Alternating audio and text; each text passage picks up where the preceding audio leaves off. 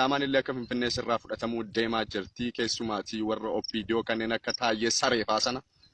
Taayyeen yeroo dhiyoo keessatti maal akka ta'e eenyummaa isaa akka warri wayyaanee maal isaan irratti hidhanii aayilaandii irratti hidhanii akkasitti reebaa maal gochaa turan sanitti nutis uummanni Oromoos qeerroon Oromoos tarkaanfii akka irratti fudhatamu hin shakkamu jechuudha.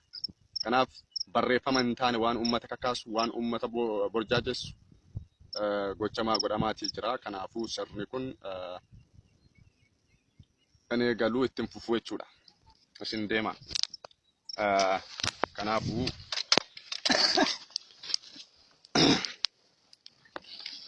amma egaa keessumattuu wanti geggeeffamaatii jiru keessumattuu dhaga'uudhaa qabdu baruudhaa qabdu yeroo mara isinitti himnaa dhugaa isinitti fakkaataa hin jiru. Yeroo mara isinitti himnaa yeroo mara isinitti iyyina akka dhiiraa hidhadhu nuti jibbaan miti nuti walaantummaadhaaf miti eenyummaan keenya nuu kabajameeti bakka jirrutti nagaadhaan bahee qeerroon keenya nagaadhaan akka galutti yeroo mara hidhadhaa hidhachiisaa kan jennee isiniif iyyaa jirru jechuudha. Kanaafuu Oromoon dhaaba kamirra yoo jiru bakka kamirra yoo jiru sodaa kaleessaa yookaaniif immoo kan saba isaa gurguru kan saba isaa nyaatu kan saba isaatti iyyu tokkollee hin jiru. So qeerroo waliin wareegamuuf uummata isaa waliin wareegamuuf kan taa'u kan hojjetu kan dalagu malee kan akka kaleessaa seenaa isaa kan Muktaar Kadirfaa gurguree uummata Oromoo irratti kan naannessu kan naanne'u hin jiru. Kanaaf uummanni Oromoo kabajamuudhaaf uummanni Oromoo mirga isaa kabachiisuudhaaf kan barbaachisu keessumattuu pilis waraana raayyaa ittisa biyyaa keessa jiru ofirraan ariin kaleessa nu ajjeestettanii fuula indhoksiina ofitti qabadhaa kabaja kennaafi bakka jiran marattu dogoggoree hajaja dogoggoraatti laatamee yookaaniif immoo dalagaa isaatiif jedhe waan hin taane hojjechuuti danda'a. So obboleeyyan keenya jedhaati walitti qabaati bakka jiranii taa'ii buna dhugi waliin taphadhu har'otoosin na bilbiltanii yookaaniif na waliin hin haasofne ta'e carraa akkasii argadhee isin irratti yookaaniif immoo uummata biraallee sabboontummaa isaan kaleessa gurguratan deebisanii akka dhiyaatan hin godhun ture. Kanaafuu nuti afaan duwwaa ta'aa jirra. Bara baraan afaan duwwaa ta'aa jirra. Bara baraan afaan duwwaa ta'aa jirra. Afaan duwwaa maaliif ta'aa jirra? Kanaafuu yaa OPDO dhaga'i. Yaa nama aangoo harkaa qabdu dhaga'i. Reebichi duuti bara baraan nurraa dhaabbachaa hin jiru dhaga'i. OPDO akka dhaabaatti malee akka maqaa namaatti maqaa dhuunfaa nama tokko jibbinsa irraan qabu nama tokkollee qeequu hin barbaadu.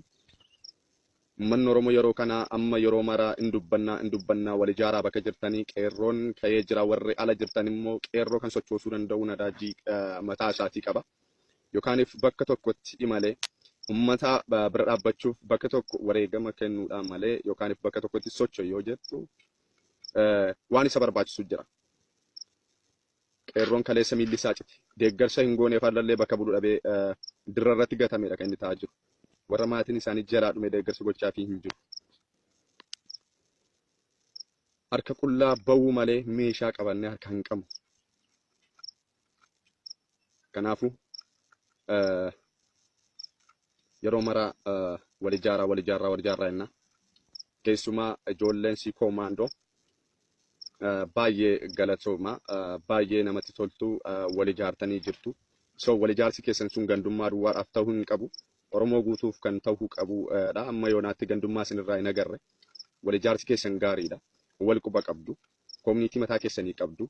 Biyya keessattis qeerroo keessan jabeessaa gargaaraa jirtu. Qabatamaa waan hin argee gaafadhee fi nuuf jiraadha isin galateeffanna. Warri biraas Jimmas, Wallaggas, Hararis bakka jirtan kutaa 11 kana quba wal qabaachuuf qeerroo keessan hidhachiistanii qeerroo keessan isin wareegamaa jiru bira dhaabbattanii hojii isaa dhiisee barumsa isaa kutee qabsoo uummata Oromootiif bakkatti deemee wareegamee sirrii kan waan kana irratti hirmaachuudhaan qabdu isin jira.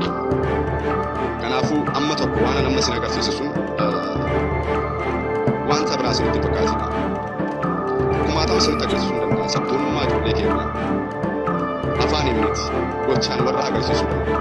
Garuu maal gootu namoota baay'ee kana irratti bebbeekoodhaan hin beektu haala mijeessuu dandeessu jedhee namoota baay'eetiin dubbachaa ture. Haala uummata keenya gargaaruun haala waan nutti dhufaa jiru warra qolannuun. Kanaaf ummanni keenya kan beekuu qabu ammallee taanaan jabeeffadha. Hidhannoo hidhadhu hin sodaa.